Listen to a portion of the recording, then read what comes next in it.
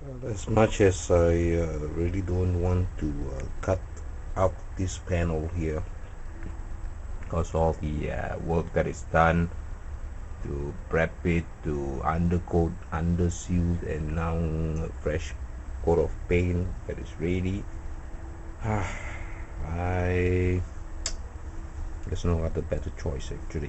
It's not the best of place, but it has to work. I have to use this place now, since I'm really tied down on the battery design and the wirings and whatever that I'm stuck with now. So um, that's uh, that's the line that I've marked out. I'm gonna use the grinder and slowly grind it off, get it to as maximum space as possible, and work from there.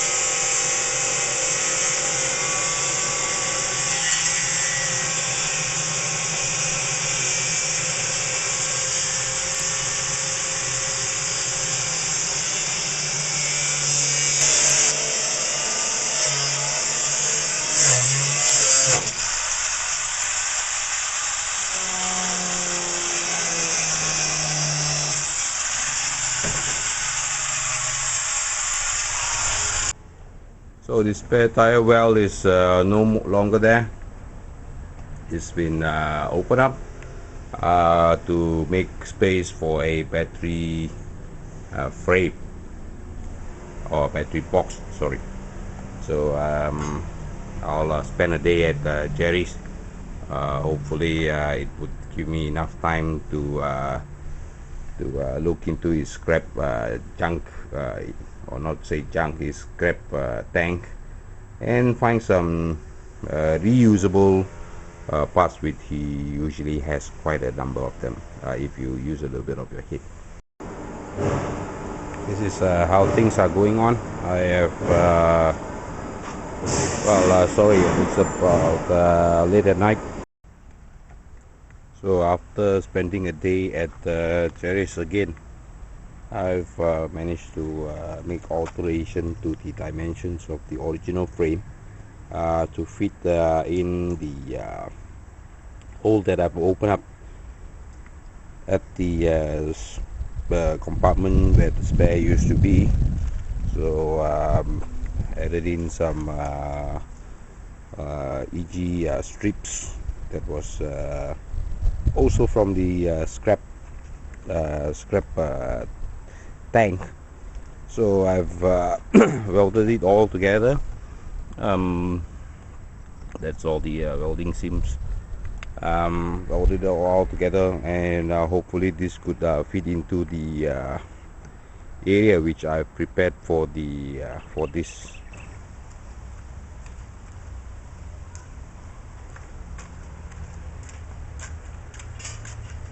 And it's light enough for me to bring it alone.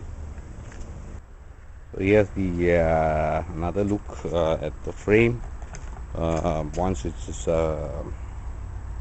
I'm planning to put this as a frame, and later on put the what do you call, a cover around it, and weld the whole piece together. So this would hopefully this would in fact hold 4 of the 5 batteries at the rear compartment, or the spare tire well used to be. Well, it's almost 6 in the evening. It is quite actually started to get quite dark actually now. This is how work is progressing. The wooden frame is actually not in contact. I've just used it for the lifting, and once it was in position, the last couple of millimeters were just hand lifted up, and I've just secured it with a simple two little clamps here.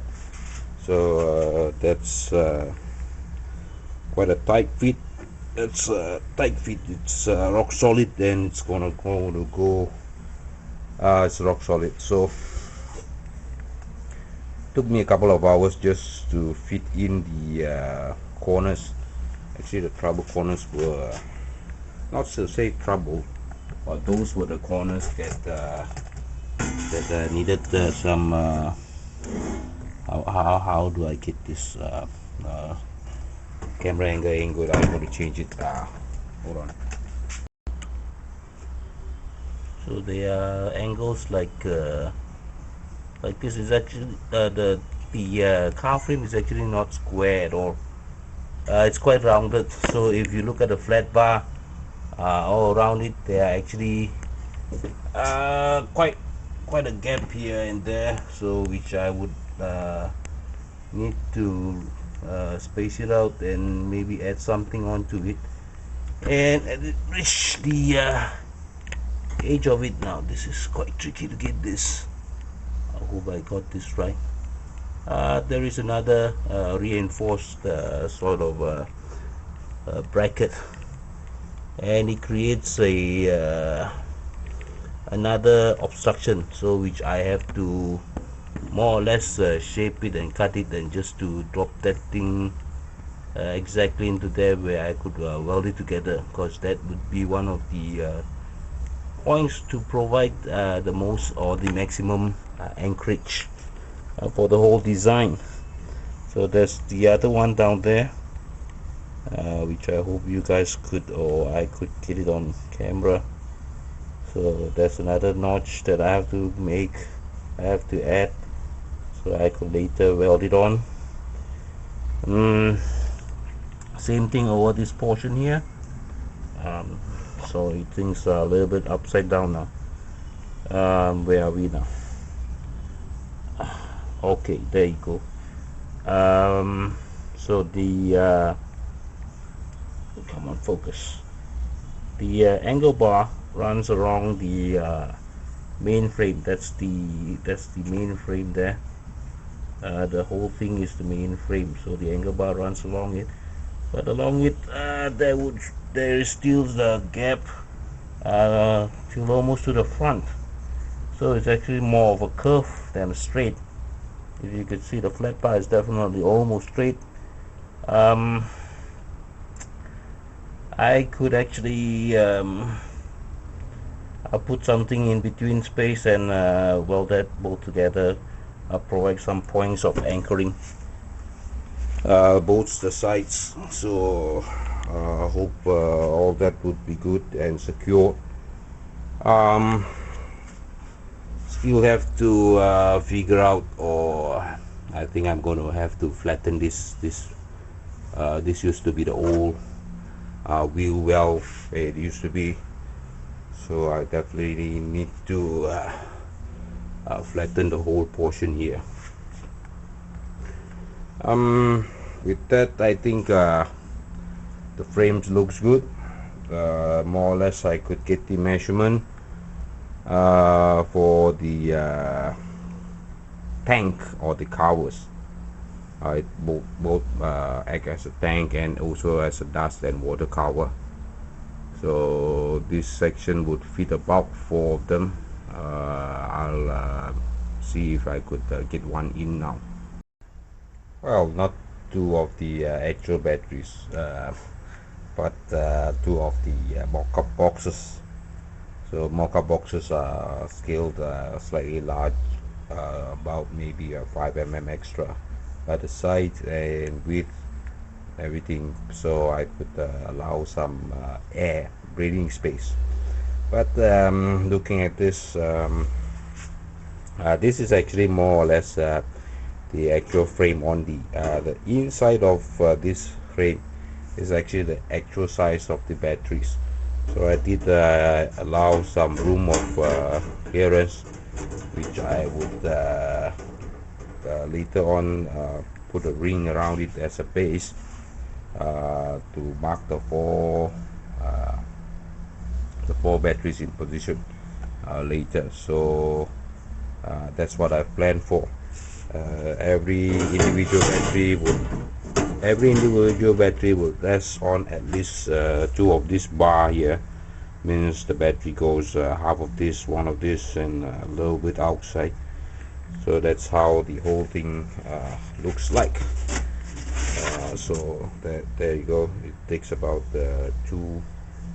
Some we also have three, but more or less the least they could get is actually two bars like this one. So one in the middle there, maybe one other one supporting it by the side. So the next one gets maybe at least two or maybe three. The center two gets about three, I think.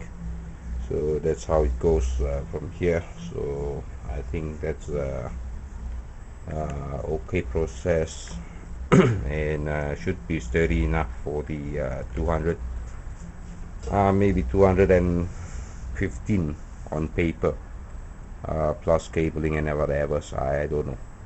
So the reason why there is a gap or there is a space I have to leave out, well, it's the cables again. Now let's have a look at this. This is one of the orientation of battery where I think it is very safe to use it. So this frame is actually marked at 210, the metal frame. So from this direction, the wires have no problem. See, there is more than clearance. If I could build this, the depth of the box up to here, I'll be happy. I get more cargo space or trunk volume. But unfortunately, once I turn it behind around, well, same thing here, 210 of depth. I'm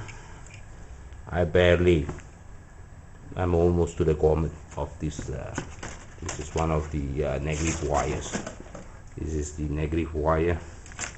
So, and the BMS wire which I've done earlier, well, it needs to be redone to maybe slightly higher, to higher grounds. Not